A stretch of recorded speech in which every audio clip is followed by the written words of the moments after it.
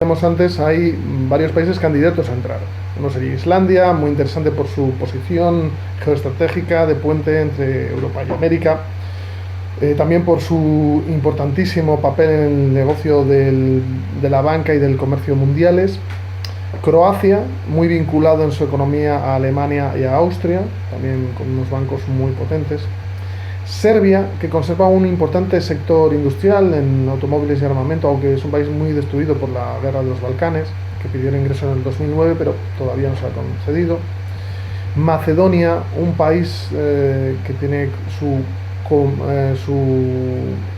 estatus político muy comprometido, porque Grecia pues, ha hecho que se cambie el nombre a Macedonia del Norte, porque digamos que si no inducía a confusión con parte del territorio griego. Un país muy pobre y que hasta ahora no ha podido entrar en la Unión. Montenegro, que podría ser un rival comercial y sobre todo turístico de España muy importante. Albania, país que tiene su entrada en la OTAN pero que tiene un grado de corrupción muy grande, que también podría ser un competidor turístico nuestro. Kosovo, que realmente está en una situación terrible porque tiene que ser mantenido por la comunidad internacional, no es productor de nada, aunque tiene riqueza minera.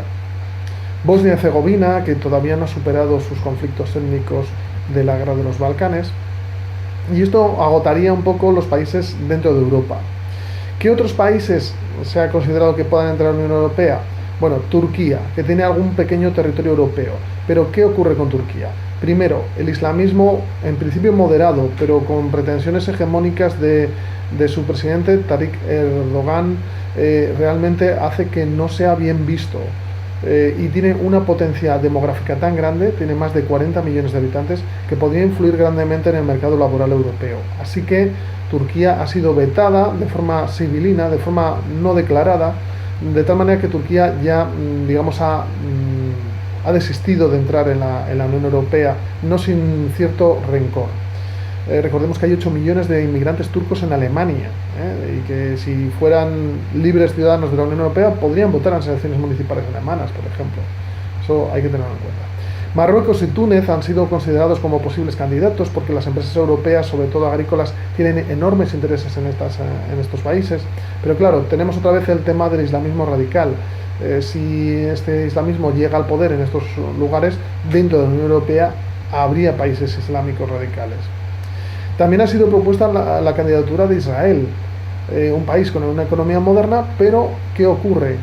Si la Unión Europea alberga dentro de ella a Israel, se posiciona dentro del marco del conflicto de Palestina e Israel, lo cual le podría traer gravísimas repercusiones y revancha de países árabes que no están de acuerdo con la propia existencia del Estado de Israel y por supuesto del terrorismo islámico, que ya es una amenaza real en Europa.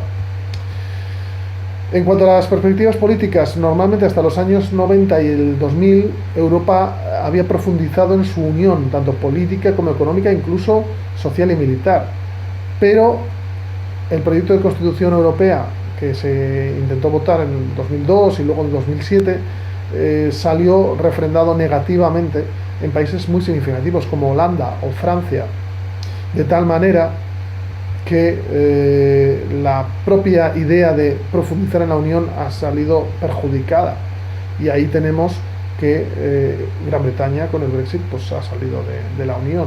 Realmente ha sido algo muy, muy significativo. En el nuevo proyecto de Tratado de Constitución Europea, pues España intenta buscar su sitio, pero la verdad es que tampoco hay muchas formas de que este tratado salga adelante. Estamos en un momento de parón de la idea europea, y aunque la Unión Europea ha garantizado los últimos 50 años de democracia, de prosperidad y de libertad, sin embargo hoy en día en muchos países la idea nacionalista de cada uno de estos países está intentando frenar una mayor penetración de las instituciones europeas, quizá porque identifican mayor europeización con mayor burocratización de los temas sociales y económicos.